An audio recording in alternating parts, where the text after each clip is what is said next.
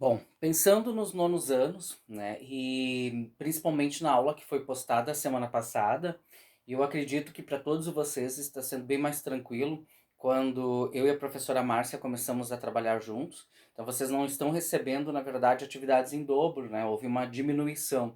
E aí, a partir acredito, né, desse sistema, vocês vão conseguir realizar de uma forma bem mais tranquila, ninguém deixar nenhuma atividade para trás, ler os textos, procurar responder, assistir os vídeos que a gente está mandando para vocês, porque acessar, né, esse mecanismo, e principalmente através do WhatsApp e YouTube, é bem mais fácil. Eu acredito que todos consigam, e aí a gente vai ter um contato maior, né? Eu disponibilizei um número também de celular, acho que a professora Márcia, se eu não me engano, também. Eu gostaria muito que vocês fizessem comentários lá, mandassem mensagens, que a gente pudesse estreitar um pouquinho essa relação e a partir daí, vocês tirarem dúvidas, né? Ah, eu tenho dúvida disso, ou eu quero aprender sobre isso. Então, eu sou um, assim como vocês, não gosto muito de foto nem de vídeo, né? Mas a gente vai aprendendo e a gente vai se abrindo e se disponibilizando. E aí, se vocês entrarem em contato comigo, né? A gente começar a conversar e lá nos grupos que eu estou, e vocês pedirem, ah, professor, eu poderia fazer um vídeo sobre Primeira Guerra Mundial. Eu me comprometo, mesmo extra, tá? Sem ser esse vídeo que eu estou mandando agora, dessa semana, que ele é aula obrigatória, mas a gente quer aprender algo a mais. Então eu faço uma videoaula, eu gravo e eu envio para vocês e vocês poderão assistir. Eu me disponibilizo a fazer isso com o nono ano, porque eu acredito que a gente pode estreitar mais e ampliar o nosso conhecimento e assim a gente dar alguns passos, né? Tanto é que semana passada, das atividades de semana passada, eu estava dando uma olhadinha sobre a questão do, né, de todo esse, nós temos essa expansão desse território que é o asiático. E aí eu quis pensar, eu pensando, eu quis assim, bah, como é que eu vou conseguir mostrar para eles todas as influências que a gente sofre, né? Eu sou um que sofre uma influência muito grande desses países dentro da minha própria casa, porque tem muitas coisas que eu gosto e que eu leio e que me deixam, me permito influenciar por eles. Acredito que isso seja bastante interessante para todos nós, porque a gente também tem que se abrir. Eu sou um apaixonado pela cultura brasileira, tem muitas coisas aqui que é uma coisa que salta aos olhos, que é bonito, que é muito bem feito. Nós temos um avanço científico que é fantástico agora nesse período aí da própria da pandemia. Nós temos cientistas que estão se destacando no mundo inteiro, né? Uma das equipes mais famosas do mundo que está em Oxford, Inglaterra, eles estão ampliando toda uma pesquisa e uma gama, né, para que surja uma vacina, mas que ela seja uma vacina efetiva para todas as pessoas. E quem não sabe, tem dois cientistas brasileiros dentro dessa equipe. Então, para vocês notarem que nós temos coisas muito boas. Às vezes o que eu me pergunto é se tudo isso é valorizado aqui dentro do Brasil. Essa é a minha preocupação. E enquanto isso, que a nossa conversa seja assim, né? Eu tô até com o meu chimarrão, que eu acho que é próprio da nossa cultura, porque eu vou falar da cultura asiática dentro da minha casa, que é dentro do Brasil, dentro da localidade onde a gente vive, mas não esquecendo aquilo que é nosso. Porque eu pensei, eu vou falar tantas culturas de fora, mas a nossa cultura, onde é que ela está, né? No meu dia a dia, principalmente agora que eu estou muito em casa, e onde eu faço todas as minhas coisas, atividades, onde eu leio, onde eu estou me gerenciando, o chimarrão ele é praticamente a companhia do dia inteiro. Então eu tenho também essa cultura que está presente dentro de mim.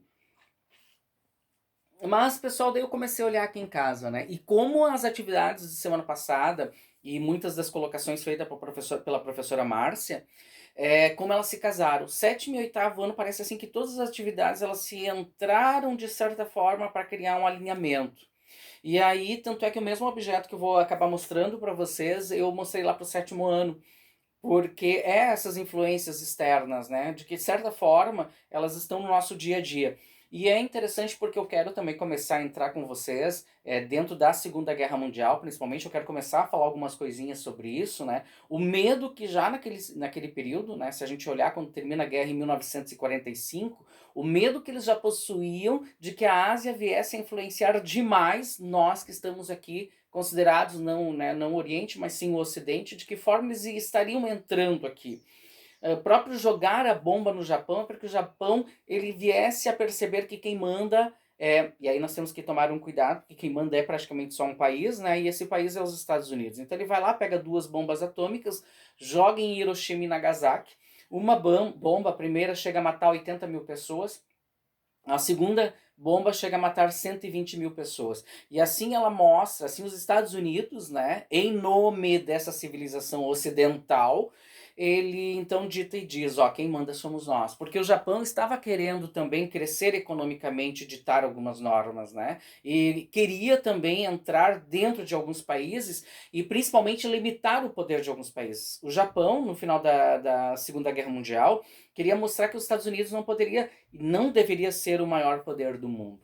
E aí, então, os Estados Unidos, se vocês querem ver o que nós somos enquanto poder, vamos lá, jogamos a bomba, e aí sim acaba, né, a Segunda Guerra Mundial com esse ato, porque daí o Japão vai assinar a sua rendição, e aí nós vamos ter outros países que vão começar a se preparar, e aí eles vão dizer assim, não, a gente não vai dominar então de forma bélica, né, armas, o bélico armas, principalmente com bombas atômicas.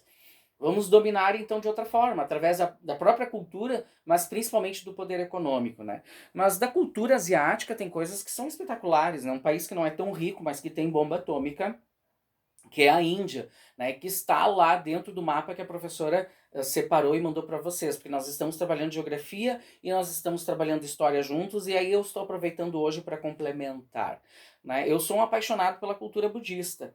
Ela nasce no Tibete, então que é um país vizinho da China e que hoje a China domina. Tá? Hoje está dominada. E aí o Dalai Lama, assim como nós temos o Papa lá na Itália, e que ele seria, digamos, o chefe máximo da Igreja Católica, nós temos então no budismo o Dalai Lama, né, que é o oceano de sabedoria. Então muitas coisas que eles ensinam, elas são extremamente simples e elas são óbvias. E são tradições que têm 5.000 anos, né? Tradições de 3.000 anos, muito mais antiga que o próprio cristianismo. E aí eu resolvi abrir a minha casa, porque eu comecei a olhar minhas coisas e dizer, nossa, como dentro... E eu nem percebo isso, né? Como dentro da minha casa tem coisas que são de influências de outros países, e isso não é negativo. Porque quando eu gosto da minha cultura e eu percebo que a minha cultura tem coisas boas, né? A gente viveu agora mesmo o mês de setembro com toda a cultura gaúcha, quando isso faz parte e eu valorizo, o que vem de fora complementa. É assim que a gente tem que pensar. E como eu gosto de ler muito sobre o budismo, eu acho que o budismo traz coisas boas e pensamentos bons sobre o mundo, eu acabo ganhando muita coisa, e boa parte do que eu vou mostrar hoje para vocês são coisas que eu ganhei de presente e que não são propriamente do Brasil, mas e que vem da Ásia. Tudo que eu separei hoje vem da Ásia, porque eu quero que vocês percebam o quanto os países asiáticos estão dentro da nossa casa, né? Essa camisa que eu estou vestindo e que eu coloquei hoje de manhã de forma impensada, porque depois quando eu comecei a me preparar para a aula de vocês, aí eu me dei conta, né? Fui olhar a etiqueta Made in China. Só que eu comprei numa loja aqui do Brasil. Então foi feita na China. E que eu não paguei caro, porque a mão de obra da China, ela hoje é muito barata, ela é quase escrava, né? Porque é uma superpopulação. Então essa superpopulação precisa de emprego, ela precisa ser ocupada e ela precisa ter um ganho. E ainda existe muitas empresas da China que o ganho mal dá para que eles se sustentem enquanto viver, né? A alimentação. Só que eu já trouxe várias informações, né, complementando o que foi passado na semana passada. Dentro do budismo, então, hoje o Dalai Lama mora na Índia, né? Eu tenho esse Buda aqui, que é o Buda, ele está sentado em posição de lótus, né, que é uma flor muito famosa, e ele está então com as duas mãos em prece e que a gente usa muito nas nossas igrejas hoje, né, que é juntar as mãos e se colocar em oração. Só que esse simbolismo, olha, é um ato simples, né, de juntar as mãos e de se colocar em oração, esse simbolismo ele já data nascido na Índia há mais de 5.000 anos, né, porque é juntar as mãos e se colocar sob um poder maior. Né? E aí vocês vão notando que eu estou trazendo coisas, eu estou saindo lá da Ásia e trazendo isso para cá. Então o próprio budismo ele desce da Ásia e ele começa a dominar o mundo inteiro. E hoje eu digo assim, existe as pessoas que estão estudando o budismo e querem levar a sério, e tem o modismo do budismo, né? São as duas coisas, né? Aqueles que têm uma imagem dentro de casa porque acham ela bonitinha e principalmente colocam uma moedinha embaixo do Buda, que não tem nenhum sentido, ele é muito figurativo, mas até aquelas pessoas que querem se aprofundar e ter o conhecimento maior, né? E aí eu lembro que a minha irmã, né, fazendo uma limpeza, ela disse, o Gustavo agora tá com 20 anos, né, vamos dar todos os brinquedos dele, vai guardar uma coisinha e outra futuramente se tiver filhos. E aí eu lembro que eu tava lá nesse dia, ela começou a colocar tudo dentro das caixas, e eu disse assim, nossa, eu adoro os Minions, eu adoro, né, os pinguins de Madagascar. Aí eu separei esses para guardar, porque se um dia, né, se um dia ele tiver filhos, né, ele vai ter, ele quer, né, se no futuro ele tiver filhos e eu estiver vivo, eu disse, eu vou pegar esses bonecos aqui e eu vou dar pro filho dele, né, ou a filha, tanto faz. Porque todos esses bonecos que eu acabo de mostrar, gente, eles vieram da China. Todos da China. Não é que a gente não tenha condições do Brasil de fabricar, né? Mas existe principalmente a questão do royalty, né? De quem pode e quem não pode. Isso também está vinculado aos direitos. E também os direitos autorais e a autorização de quem pode ou não fabricar. E o lugar mais barato. E na China, hoje, o lugar mais barato para fabricar, isso, sem dúvida, é das empresas deles. Mas o incrível de tudo isso é que a China também se apropria o que vem de fora. Esses personagens aqui, que eu acabei de mostrar para vocês, esses personagens não nasceram na China. A minha pergunta, e eu não vou dar resposta agora, porque eu quero que comece a pensar, e eu acho que vocês devem ter a resposta, onde é que esses personagens foram criados? Vamos parar para pensar um pouquinho? Aí, pessoal, tem quase, como eu disse, quase todos são presentes, né? Eu tenho esse incensário aqui, né? Se coloca o incenso aqui dentro, né? E aqui então sai aquele perfume, a maioria conhece o que é incenso. Isso aqui foi feito na Índia. O elefante também veio da Índia, né? Isso aqui foi até um presente que eu ganhei da minha irmã. Ela comprou numa loja que existe em Canela e se chama Mãos do Mundo. E minha outra irmã me deu essa caixinha aqui de madeira. Todos eles, pessoal, todos foram importados da Indonésia, né? Está ali escrito, não sei se vai dar para ler, todos eles da Indonésia. E também nós vamos começar a ver que é uma influência que vem de localidades muito próximas da onde nós estamos falando, né? Aí tem uma colega minha que o ano passado me deu de presentes castiçal, ele é um castiçal, e eu sei que ela disse que ela tinha comprado na Clip. E aí o que é engraçado? Eu tirei, né? Porque aqui vem a etiqueta de onde ele foi fabricado. Isso aqui é da China. Então está aqui no Brasil, é da China. Eu ganhei isso aqui dos alunos aí do Anitta. Foi um 8º ano que me deu, isso aqui de presente, né? Estava concluindo o ano. E aí, ao final do ano, eu ganhei isso aqui cheio de bala. E isso aqui também foi feito na China, tá? E eu tenho uma colega minha que a avó dela foi passear para a Índia e ela comprou uma imagem que a cultura não é indiana, mas ela comprou lá na Índia porque foi fabricado lá, né? A avó dela faleceu, né? A avó Anitta. O nome da... agora não vou lembrar, mas eu não sei por que o apelido era Anitta. Mas... é... E essa imagem aqui foi fabricada na Índia, ela trouxe de lá numa viagem, né? Uma senhora já que já tinha idade. Então, quando chega aqui, a primeira coisa que ela vai dizer assim, ó, ah, mas isso não era da cultura indiana, né? Isso aqui, na verdade, é de outras características, né? Ela, na verdade, ela é totalmente uma característica greca-romana, mas ela trouxe lá da Índia porque foi fabricado lá. E aí a avó faleceu e muitos desses objetos foram parar em vários lugares, né? E por incrível que pareça, as pessoas foram deixando essa imagem. Um dia eu visitei ela, estava tomando chimarrão, eu disse, nossa, muito bonita essa imagem, muito bem feita, etc. E a imagem acabou vindo para minha casa. Com essa aula, o que eu quero dizer para vocês, pessoal, notem que pequenas coisas, pequenos objetos simples, né, que são extremamente baratos, porque isso aqui que foi fabricado na China, né, que tá aqui, ó, Made in China, né, está escrito, mesmo que eu mostre aqui a patinha, não sei, acho que não vai dar para ler, isso aqui era dado nos McLanche Feliz do McDonald's. Então, compra-se de lá, porque é extremamente barato. E aí eu coloco esses brinquedos como um brinde para atrair mais pessoas e comprarem um produto que foi lançado nos Estados Unidos. Nossa, quando a gente pensa isso, pessoal, com os países, como é quase como uma teia de aranha, né? Como eles estão entrelaçados. É espetacular. E como essas influências entram aqui para nós. Esses países hoje, eles estão numa ascensão muito grande, eles estão crescendo e mostrando seu poder ao mundo, principalmente de domínio, e o interesse deles é que nós nos tornemos produtos. Quantos de nós já ouvimos falar isso, né? Eu, na verdade, sou o produto. O produto não é isso aqui. Não é isso aqui. Tá? Por que, pessoal, eu passo a ser o produto?